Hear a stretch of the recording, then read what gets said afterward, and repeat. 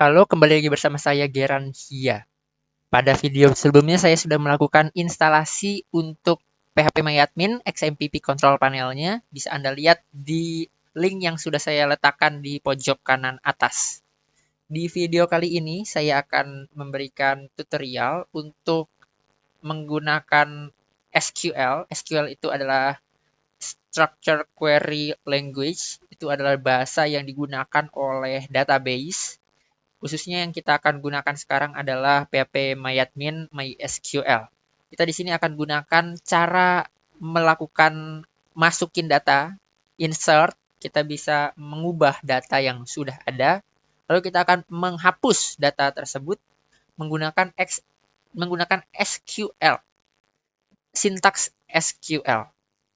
Lalu kita juga akan mengerti nih, di sini ada select bintang from mahasiswa. Arti dari select bintang from mahasiswa ini apa? Kita akan pelajari di video ini. Oke, kita langsung masuk. Di sini saya mau memasukkan data karena di sini masih kosong. Kita bisa lihat di structure. Kita klik aja di bagian structure ini. Nanti dia akan menunjukkan isi dari tabel. Ini adalah bagian field atau kolom. Kolomnya ada NIM. NIM ini tipenya adalah integer. Integer 4. Artinya yang boleh masuk hanyalah angka.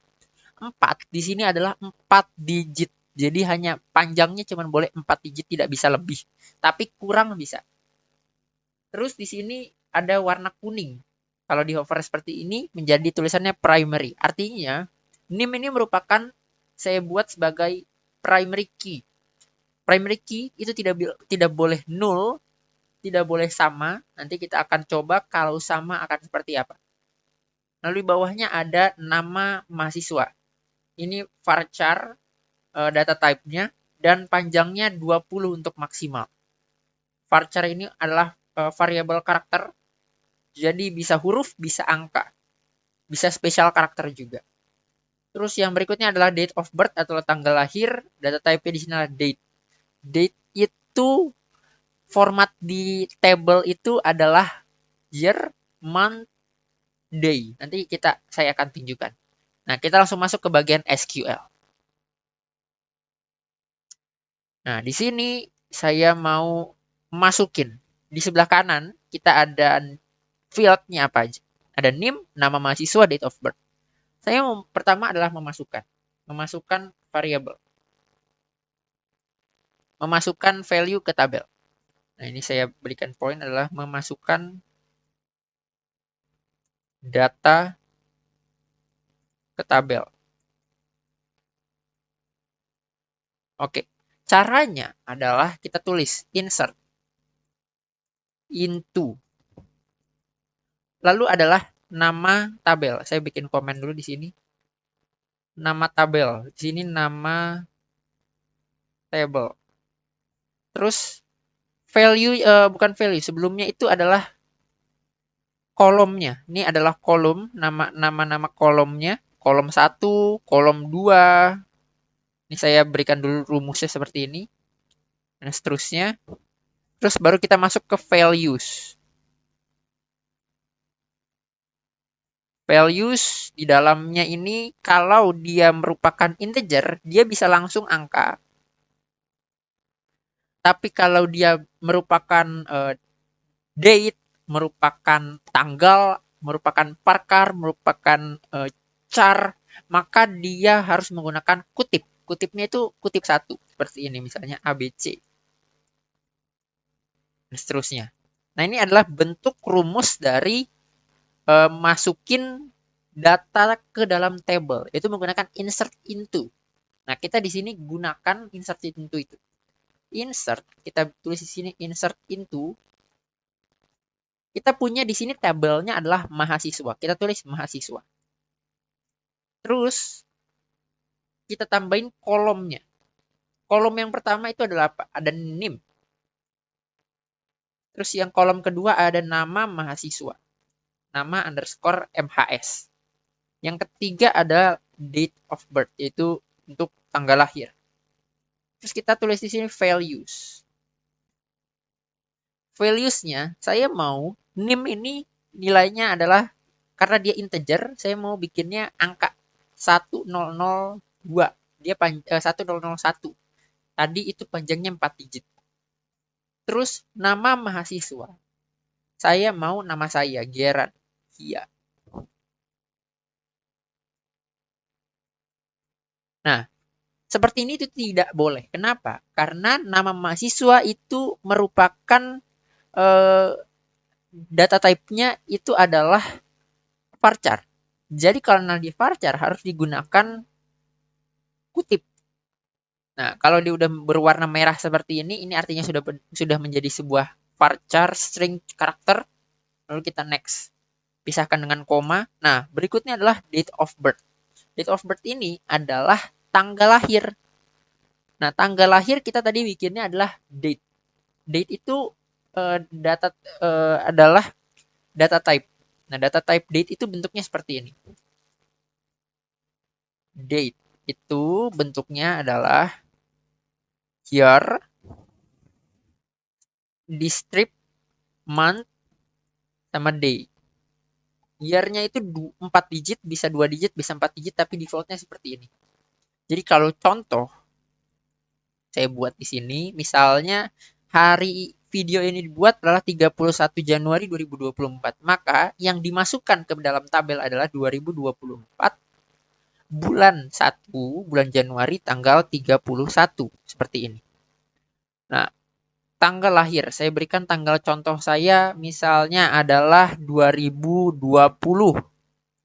2020 bulan misalnya bulan 01 01 tanggal 30 misalnya.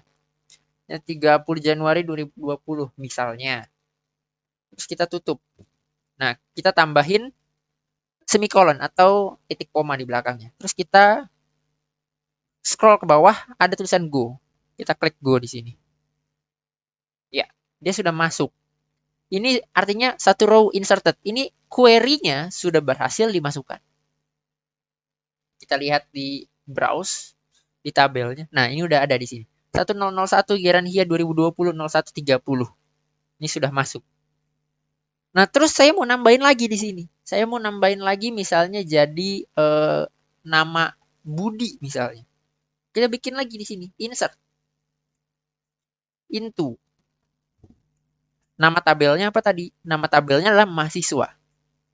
Nah, di sini kita tambahin ada apa? NIM. Ada nama mahasiswa, nama underscore MHS, dan date of birth. Terus kita tambahin di sini values. Values-nya saya mau bikin di sini adalah 1002, 1002. Nah, karena dia integer, kita bisa juga tambahin seperti ini.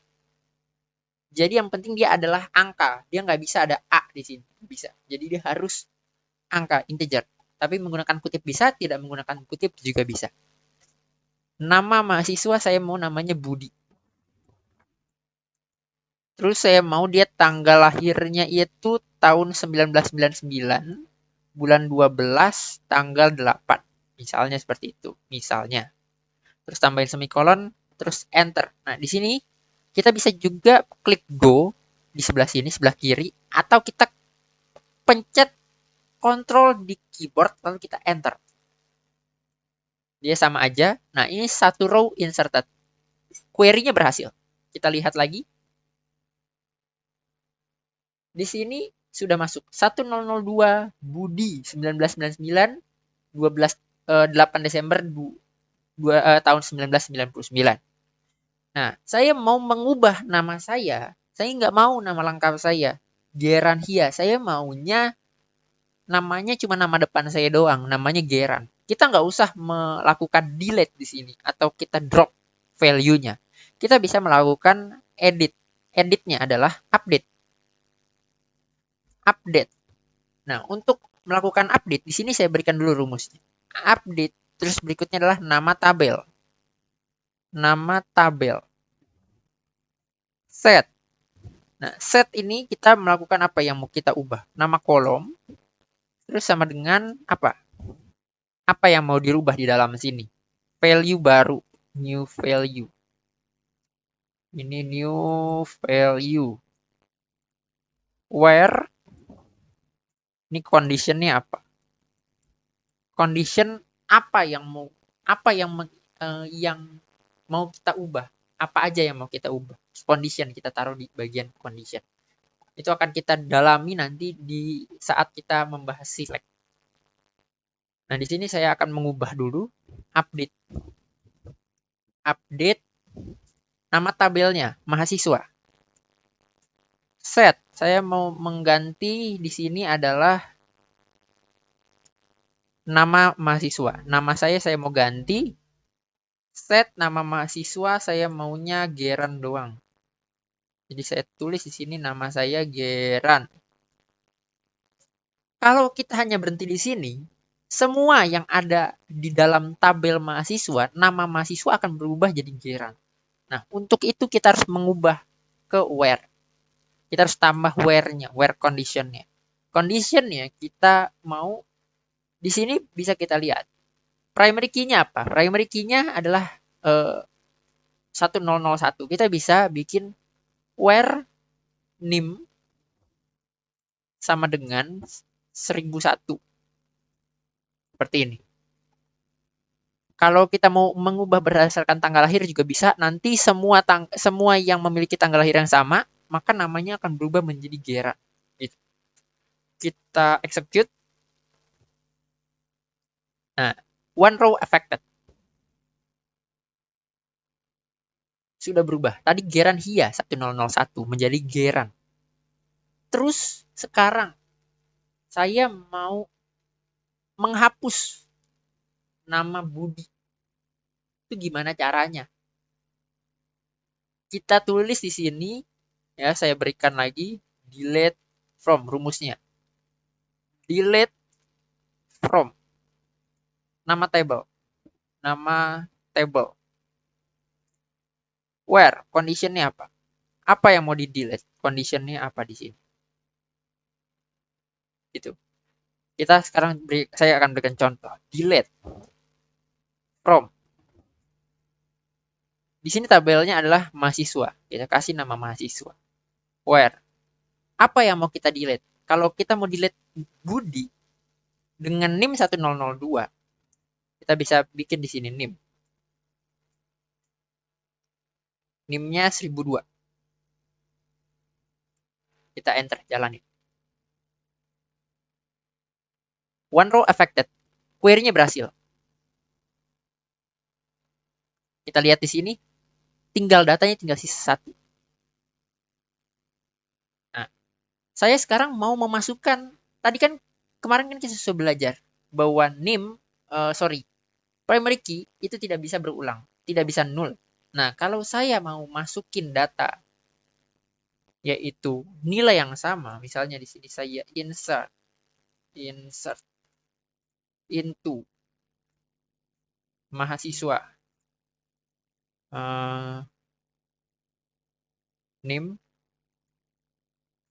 nama MHS, nama date of birth. Saya mau masukin nilai yang sama, values 1001, tapi namanya beda. Misalnya Adi. Tanggalnya hari ini. Nah, hari ini kita bisa ngambil current underscore date. Terus kita enter. Yang terjadi langsung error. Kenapa? Duplicate entry 1001 for primary key. Ya, seperti yang saya bilang kemarin, kalau primary key itu nggak bisa redundant atau duplicate. Jadi dia harus unik. Kalau di sini 1001 saya ganti jadi 2, maka dia akan langsung masuk. Bisa kita lihat di sini 1002. Nah, tadi kita menggunakan current underscore date. Dia langsung masuk hari yang sedang berjalan sesuai dengan sistem. Seperti itu. Nah, saya akan menjelaskan yaitu juga untuk select. Untuk select saya untuk video kali ini saya hanya menjelaskan untuk select secara satu table saja. Nanti video-video setelahnya saya akan menjelaskan bagaimana kita melakukan select dua tabel yang berelasi satu dengan yang lain. Nah, di sini kita ada select bintang from mahasiswa. Di sini kita bisa juga tambahkan where clause-nya, yaitu condition. Saya mau menampilkan yang memiliki misalnya nih, kita punya nama lagi deh. Saya mau masukin di sini. Saya masukin lagi di sini misalnya 1003. Terus saya mau bikin namanya adalah Hadi, jangan deh, Hadi. Apa ya? 1003. Misalnya Budi. Terus tanggal lahirnya tahun 2017, bulan Januari tanggal 2. Oke, kita lihat di sini. Oke.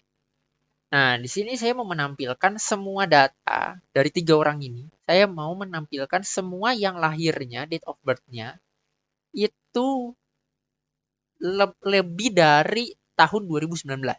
Di sini ada 2, 2020 dan 2024. Caranya kita menampilkan adalah kita tambahkan di sini adalah where-nya, where clause-nya. Tambahkan where-nya, date of birth sama dengan bukan sama dengan, lebih besar dari tahun 2020.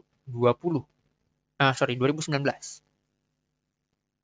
Kalau kayak gini, yang keambil ini date of birth-nya semua. Ini akan beberapa kondisi akan tidak berjalan. Jadi kita bikin dulu date of birth-nya ini menjadi tahun. Caranya gimana? Kita tambahin aja di depannya year.